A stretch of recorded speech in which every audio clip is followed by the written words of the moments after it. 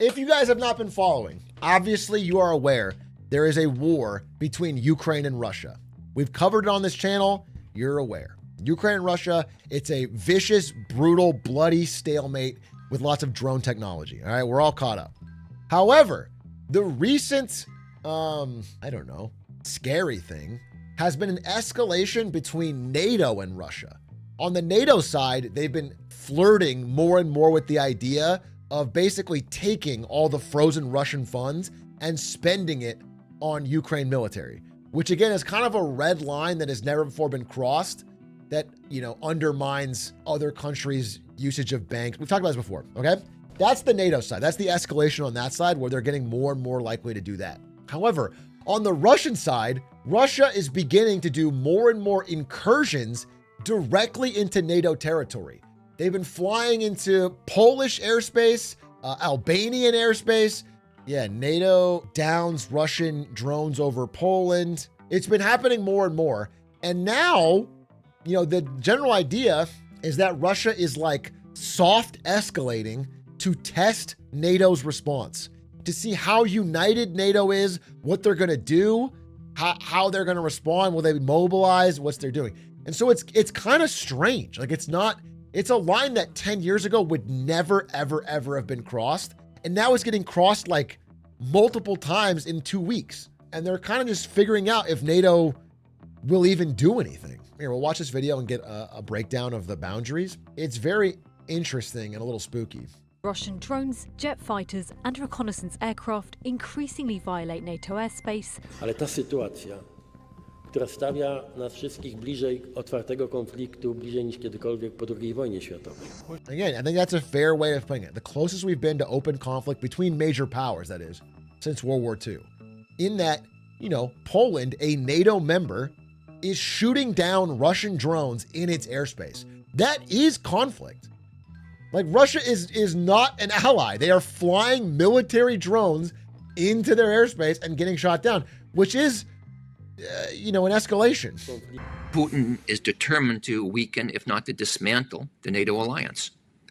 And he's become more brazen in his efforts. And I think at a minimum, the drone attack on Poland was a massive escalation. Yeah, it's insane. This wasn't one bird that came in. This was 19. If we assume that it is Russia behind these incursions, I think assume? one aim could be to see what Europe is actually willing to. What do you mean assume? Who the else is flying drones from Russian airspace over Poland? It could be anyone. It could be anyone. Russia has denied that drone incursions were caused by deliberate actions and said its planes didn't cross into NATO's airspace. What an insane thing to say. They did. It's like they did. They were caught doing it. I don't know how you can just know. You can't just be like, no, we didn't. No, we didn't. If these drones don't pose a direct military threat to a country, then it's probably riskier to shoot them down because these drones are going to hit something when they land on the ground. And finally, if European countries were to make a habit out of... What are we talking about? What? This is absurd. If an enemy country is flying military drones over your airspace and you don't want to shoot them down because they might hit something on the way, who is this guy? We don't even know if it was Russia. What are you saying? Some Polish military experts estimate that the operation to take down the cheap Russian drones would have cost around $8 million. This is one of the big parts that has changed warfare during the Ukraine war, is the cost asymmetry between making drones and taking them down. A huge part of this conflict in Ukraine and Russia has exposed the fact that the expensive high-tech missiles, they can do the job, but they are too expensive per drone.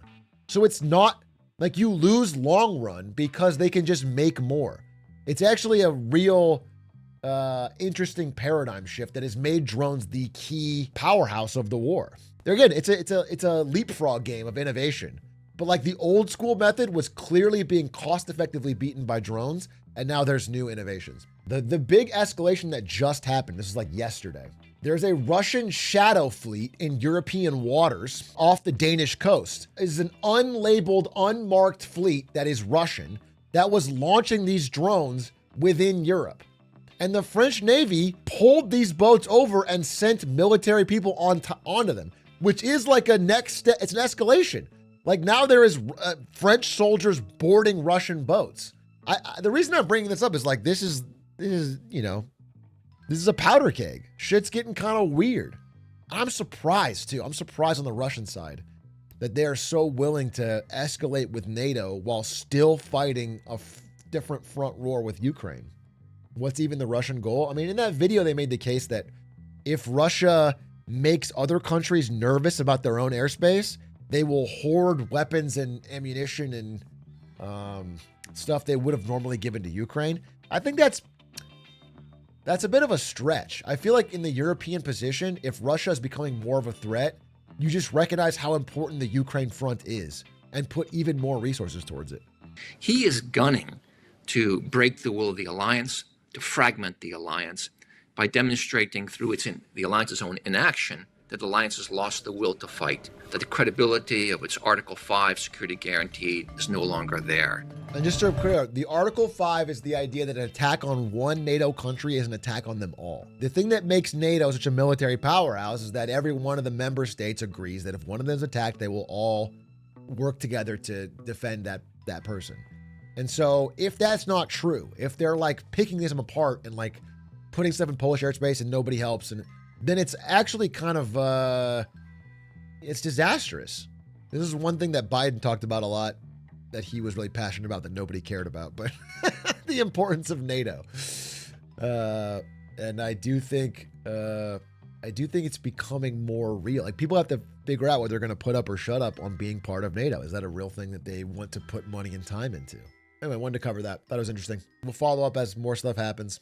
And you know what else is happening? I did a video recently talking about, or reacting to the How Money Works about farmers. And in that video, I talked about how, is Trump just gonna blow up the farming business to get money from tariffs, to use the money from tariffs on bailouts for the farming business? Well, guess what? This morning, Trump eyeing $10 billion farmer bailout using tariffs.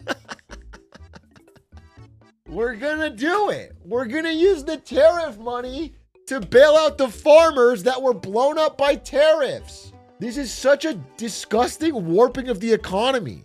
This is what Argentina did during Peronism. This is like disaster. It's just layers and layers of weird through the government restrictions and subsidies. And then on the top of it, he's taking the rest of the tariff money and he's gonna send $1,000 checks to taxpayers.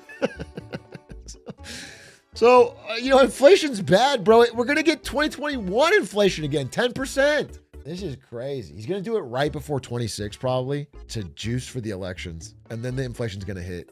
And then we cancel the 28 election.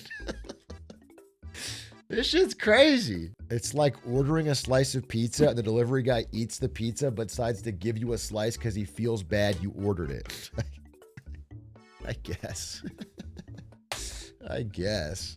I mean, I don't even think we need a metaphor. Just to be clear, what's happening is we had a thriving agricultural industry in America. It was one of our strongest industries. We exported soybeans to China. We exported beef all over the world. And now we are destroying that industry.